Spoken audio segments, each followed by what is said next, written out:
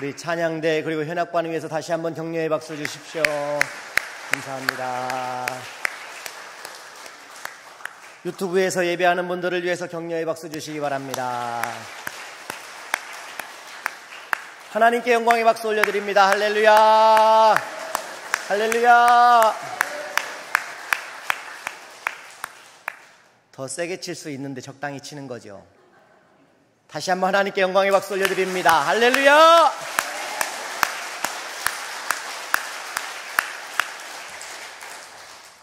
인사하겠습니다. 수고하고 무거운 짐 내려놓으시면 당신은 멋짐. 인사하겠습니다. 시작.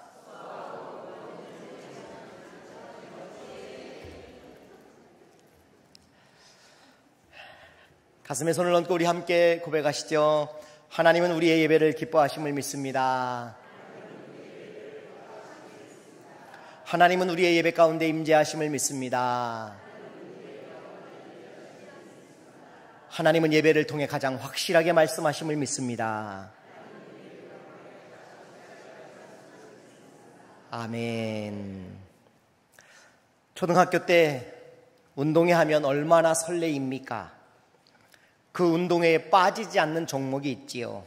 달리기입니다. 저는 그런데 늘 선생님들이 불공평하다고 생각했습니다.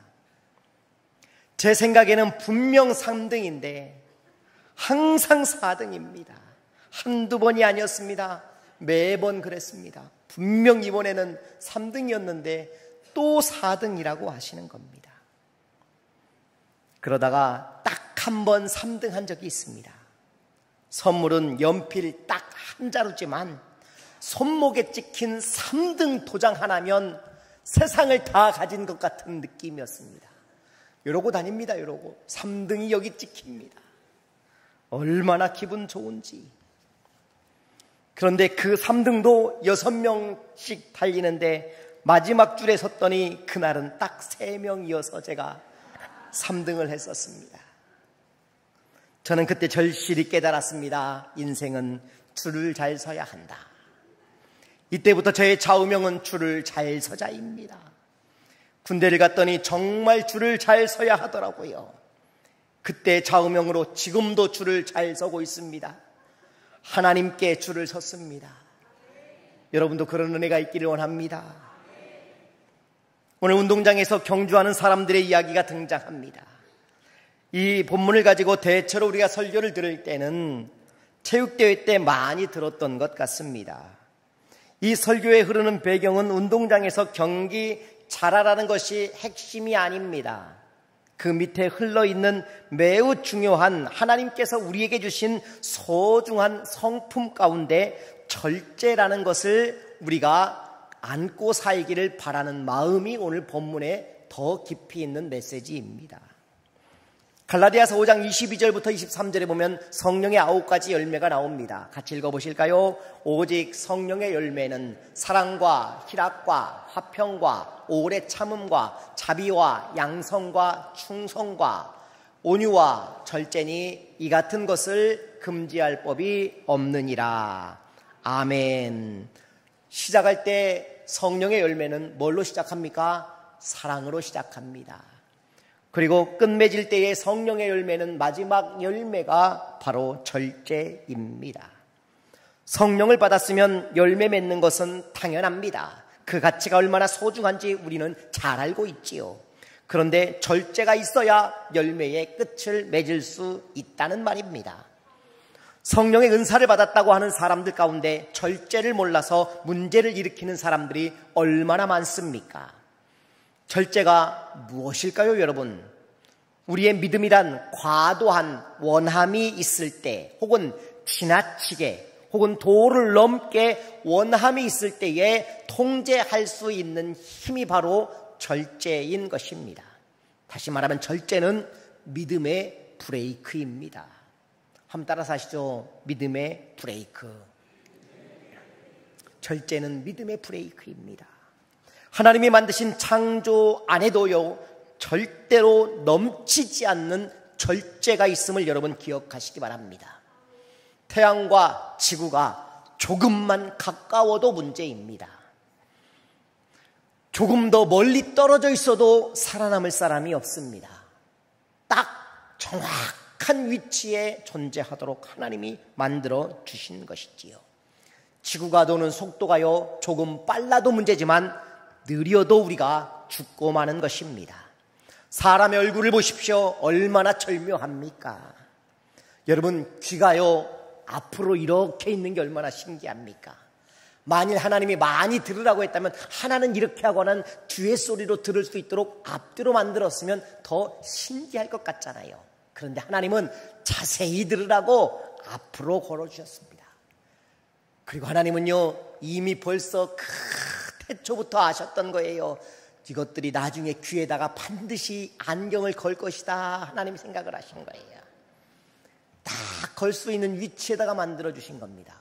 코가 여러분 하늘로 솟지 않음이 얼마나 감사한 일입니까? 땅을 보게 만들었어요. 코는 구멍이요. 하늘 보고 있으면 어떻게 됩니까? 이거 피들이 치는 거죠. 신기합니다. 여러분, 우리 속눈썹 있잖아요. 이게 꼭 있어야 되는 겁니다. 이게 없으면 어떻게 될까요? 피가 들이쳐요. 믿기지 않으면 오늘 다 뽑고 한번 도보로 집에까지 걸어가 보십시오. 들이치나 안 들이치나. 정말 하나님은 절묘하게 우리를 만드셨습니다. 옆에 사람 한번 보십시오. 얼마나 신비하게 만드셨는지. 한번 봐주세요. 저보지 말고 봐주세요. 절묘하지요. 너무너무 절묘하게 만드셨지요. 아쉽지만 하나님은 제 얼굴을 만드실 때는 유독 더 많이 굴리셨던 것 같아요. 그래서 둥글둥글합니다. 창조의 세계 안에서도요, 이런 절제가 주도하고 있음을 여러분 우리가 기억하셔야 합니다. 오늘 본문의 고린도라고 하는 도시가 무척 화려한 도시입니다.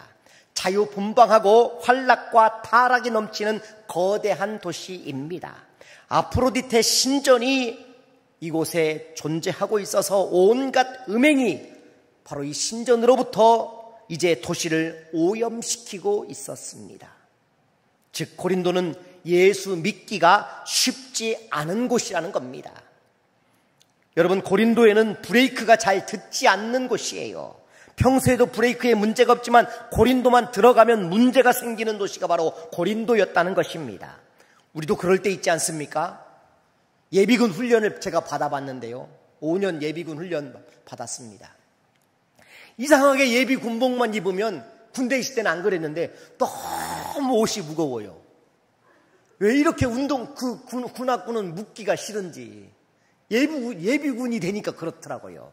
아마 남자분들은 공감을 많이 하실 겁니다.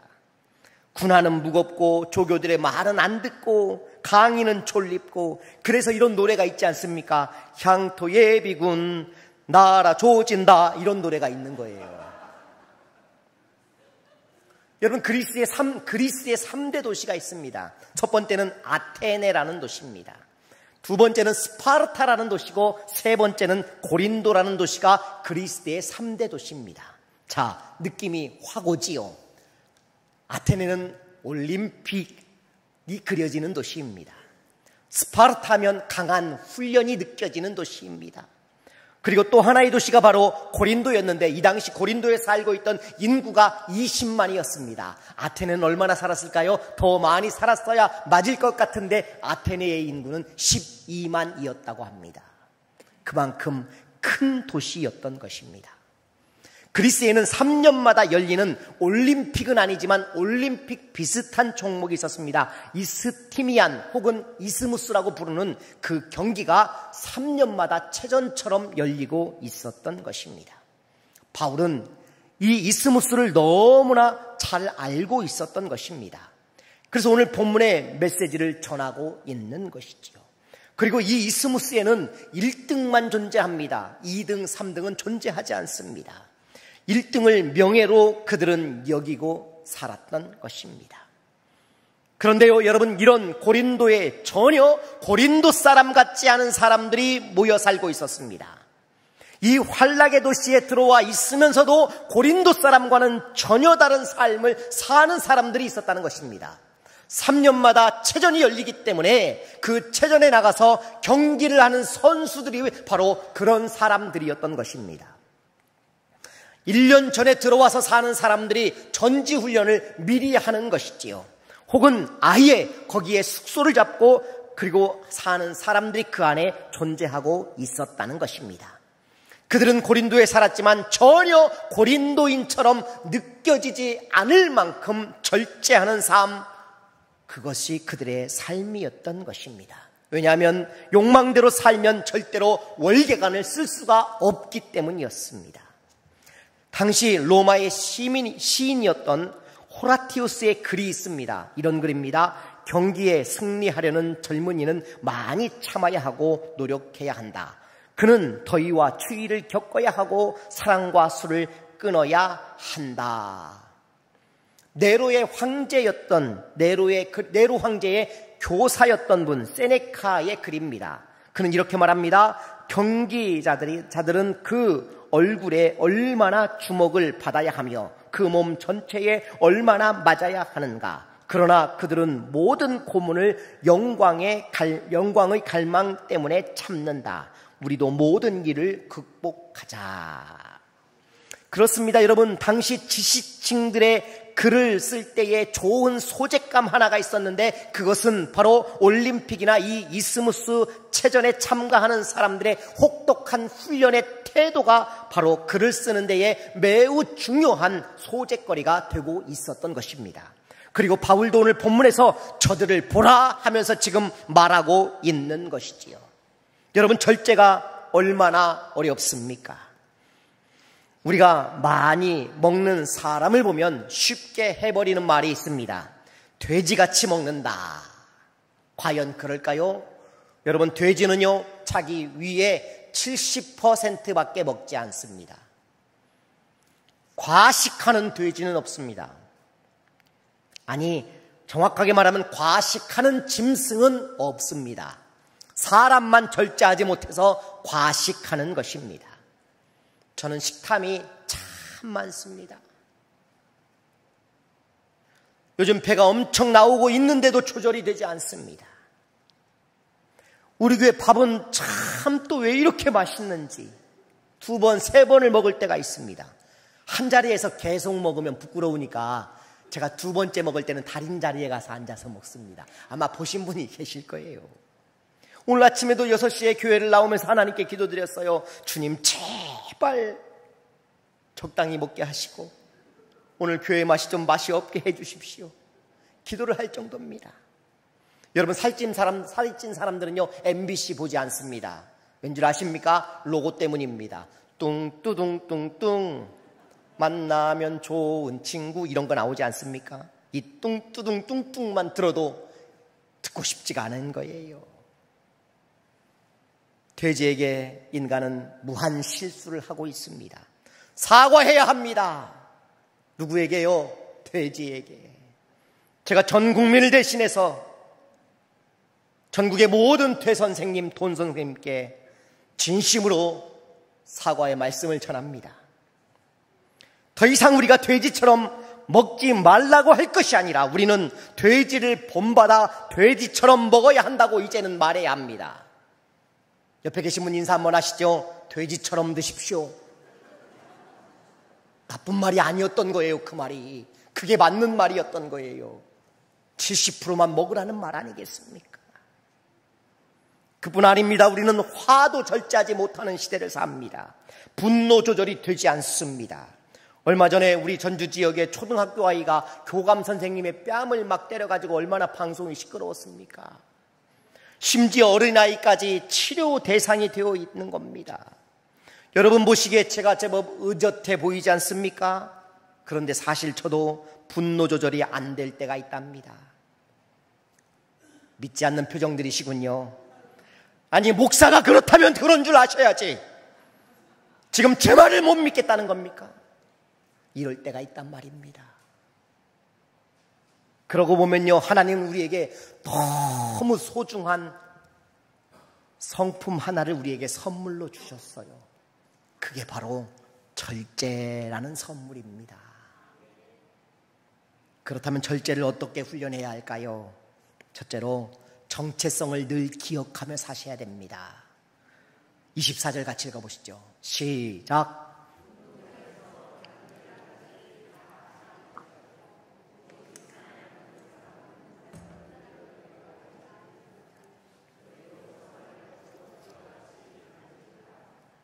아멘.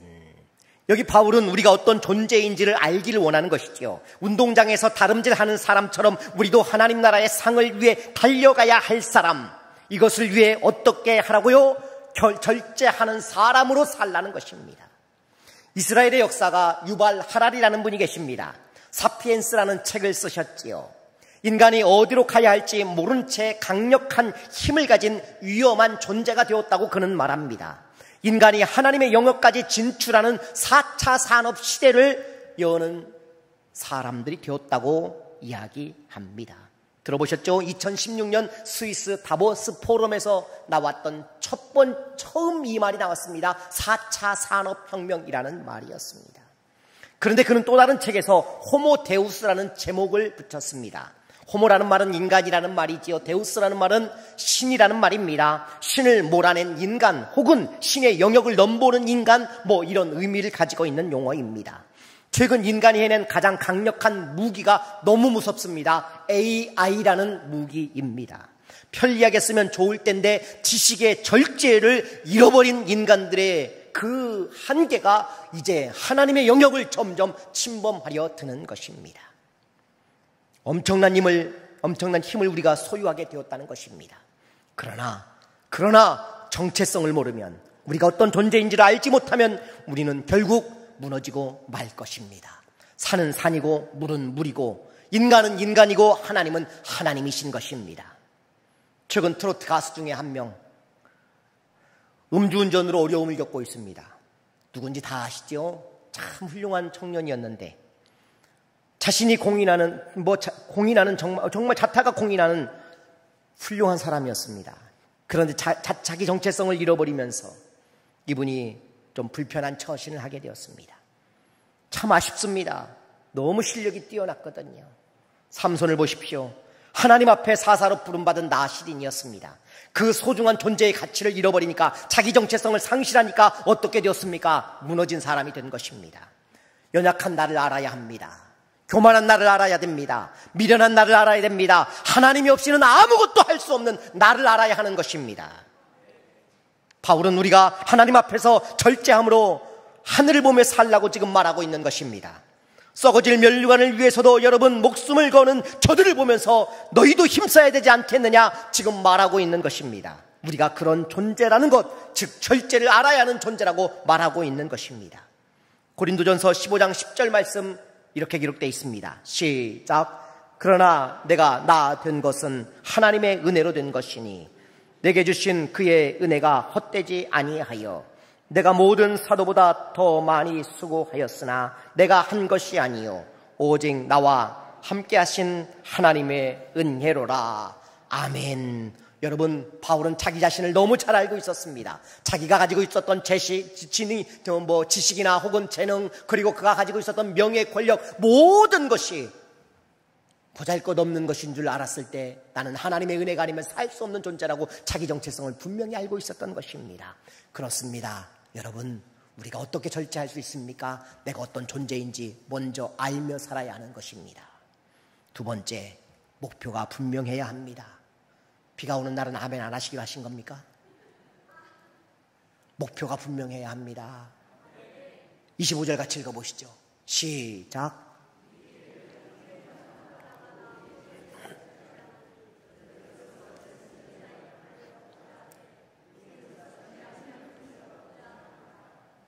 아멘. 여러분, 당시 올림픽은 월계관을 머리에 씌워 주었지요. 그런데 이 이스무스, 고린도에서 열리는 이스무스에는 소나무로 엮은 관을 머리에 씌워 주었다고 합니다. 우리는 목표가 분명합니다. 썩어질 멸류관이 아니라 썩지 않을 멸류관을 위해 우리가 달려가야 하는 사람들입니다. 앞에서 언급한 썩어질 멸류관은 길어야 한 달 아니면 1년 갈까요? 그러나 그 모든 것이 지나가면 소용없는 것이 되는 겁니다. 금메달을 땄어도요, 다른 사람이 등장하면 그 사람은 잊혀지게 되어 있는 것이지요. 신준섭이라는 분, 권투 선수인데 혹시 아실까요? 신준섭. 아시는 분 손 들어주십시오. 한 분, 두 분, 세 분, 네 분, 네 분. 모르는 분 손 들어주십시오. 꼭 이렇게 우리나라는 안 드는 사람이 있어요. 어디든 안 드는 사람이 있어요. 그래서 뭐 사다 놓으면 항상 개수가 부족한 거예요. 모르는 분 다시 한번 손 들어주십시오. 예, 손 내리십시오. 여러분, 이 신준섭이라는 분이 어떤 분이냐? 다 잊혀졌잖아요. 1984년에 LA 올림픽에서 금메달을 따신 분입니다. 익산의 신동 아파트에 사셨어요. 우리 동네였어요. 그 동네가요. 그분이 지나가면 주민들이 달려가요. 왜요? 셀카 찍으려고? 그때는 스마트폰이 없었어요. 사인 받으려고 달려가요. 어떤 분은 못 받았다고 주머니에 넣고 다니는 분 보셨어요. 연필하고 종이를 넣고 다니는 분을 봤어요. 그 정도로 인기가 있던 분이었습니다. 그런데 지금 그분을 기억하는 분은 거의 없다는 게 얼마나 안타깝습니까? 이게 세상의 면류관이라는 겁니다. 축구하면 생각나는 사람 누굽니까? 손흥민입니다. 더 이상 우리가 박지성이나 차범근을 먼저 떠오르지 않는다는 겁니다. 다 그렇게 잊혀져 가는 것이죠. 그러나 우리가 기대하는 면류관은 세상의 가치와 분명히 다른 것입니다. 영원한 면류관, 썩지 않을 면류관입니다. 우리는 기록이나 성적이 중요하지 않습니다. 뒷줄에서 달리고 있어도 괜찮습니다. 가끔은 흔들려도 괜찮습니다. 그러나 끝까지 가야 하는 사람들입니다. 끝까지 가보지 못한 사람은 결코 느끼지 못할 그 무언가, 그 길 끝에 무엇이 존재하고 있기 때문입니다. 달팽이 한 마리가 며칠째 과일나무를 오르고 있습니다. 벌레 한 마리가 지나가며 달팽이 귀에다가 한마디 합니다. 올라가도 소용없어. 열매가 하나도 남지 않았어. 달팽이는 잠시 오르기를 멈춥니다. 그리고 스스로 혼자 되뇌입니다. 아마 내가 다 오를 때쯤 열매가 다시 열릴 거야. 하나님의 나라는 1등에게만 주어지는 면류관이 아닙니다. 끝까지 포기하지 않으면 모두가 1등인 나라입니다. 할렐루야. 그 목표를 놓으면 안 되는 것입니다. 바울은 이렇게 말합니다. 다른 본문에서도 또 이렇게 경기에 대한 이야기가 바울 서신에는 여기저기 많이 등장하고 있습니다. 디모데 후서 4장 7절에서 8절입니다. 같이 읽죠. 시작.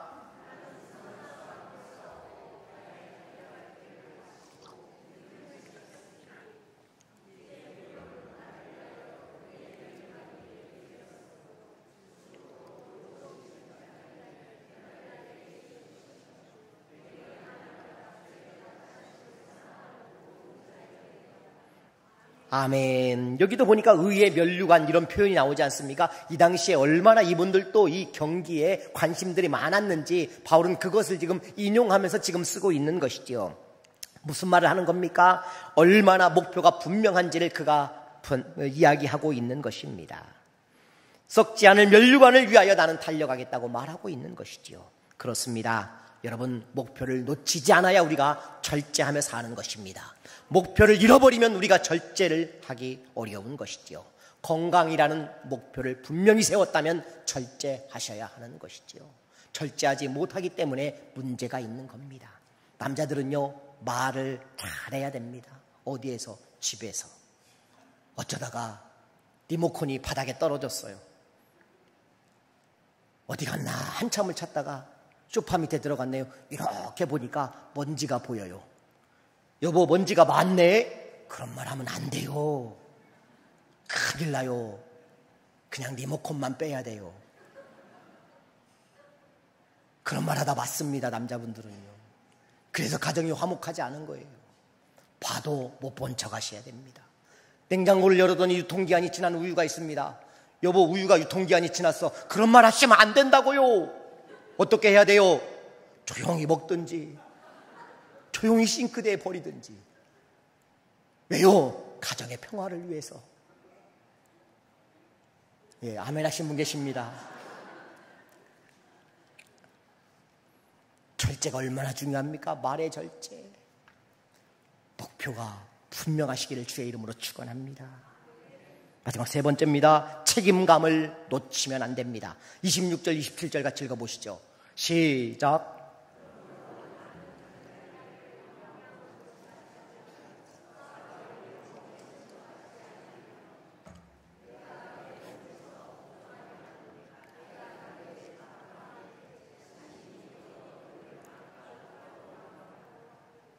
아멘. 여러분, 여기에 두 종목이 등장합니다. 첫 번째 종목은 달리기입니다. 향방 없이 아니하고 라고 나오지요. 또 하나의 종목이 등장하지요. 권투가 등장합니다. 실제로 이 당시에 권투가 경기 종목이었습니다.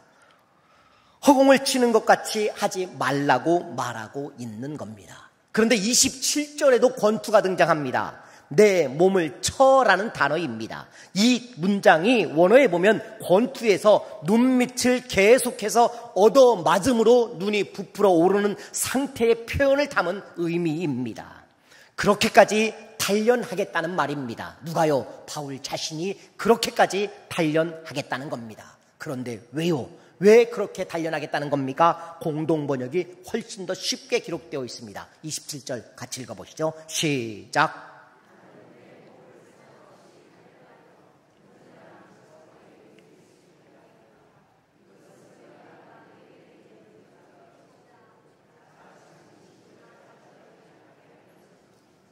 아멘. 빨간 언더라인 된 거 다시 한번 읽어보면, 남들에게 이기고자 외쳐놓고 나 자신이 실격자가 되지 않게 하려는 것입니다. 멋지지 않습니까? 저는 바울이 이 대목에서 너무 존경스럽습니다. 남들에게 이기자고 해놓고 자신이 절제하지 못함으로 혹여 실족할까봐 바울 자신도 염려하고 있다는 말입니다. 신학자 라이놀드 리버의 기도문에 이런 문구가 나옵니다. 하나님, 내가 변화시킬 수 없는 것들은 묵묵히 받아들일 수 있는 마음을 주시고, 변화시킬 수 있는 것들은 바꿀 수 있는 용기를 주옵소서. 그리고 무엇이 변화시킬 수 없는 것이며 무엇이 변화시킬 수 있는 것인지를 구분할 줄 아는 지혜를 주옵소서. 참으로 은혜로운 기도입니다. 바꾸어야 하는 것을 바꾸지 않는 게으름, 그대로 받아들여야 하는 것을 바꾸려 애쓰지 않는 헛수고, 평생 이 둘을 구별하지 못해 책임감 없는 삶을 우리가 살아가고 있습니다. 우리 대부분의 바로 인생이 그렇지 않나라는 생각을 해봅니다. 바울은 걱정이 있었습니다. 그가 고린도 교인들에게 이렇게 솔직할 수가 없습니다. 나도 이기자고 외쳐놓고 혹여라도 게을러질까봐, 혹여 실족할까봐 나도 걱정이 된다고, 그래서 나는 절제하며 산다라고 그가 지금 말하고 있는 것입니다. 그렇습니다. 바울의 책임감입니다. 이 막중한 책임 앞에 바울은 절제가 답이라고 말하고 있는 것입니다. 고린도 교회를 향하여 그래서 절제를 가르치고 있는 것이지요. 설교의 완성도에 대한 욕심으로 절제하지 못하고 설교가 길어지면 여러분 중에 화를 절제하지 못하는 분이 생깁니다. 그러면서 분노 폭발하겠지요. 저기 지금 4층에 앉아 계신 석 집사님은 아까 벌써 나가버렸습니다.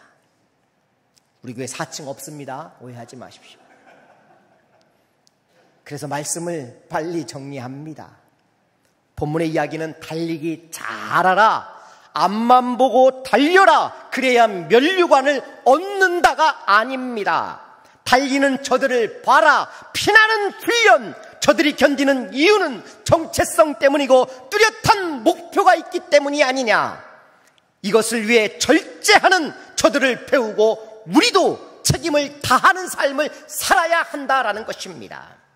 우리는 별입니다. 하늘에서 빛을 발하는 별 같은 존재입니다.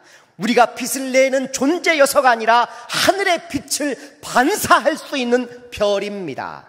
그런데 우리가 절제하지 못하고 궤도를 벗어나면 떨어져 버리는 것이지요. 그렇게 화려하고 아름답고 모두가 꿈꾸는 별이지만 그것이 떨어지면 돌이 되어 버리는 것입니다.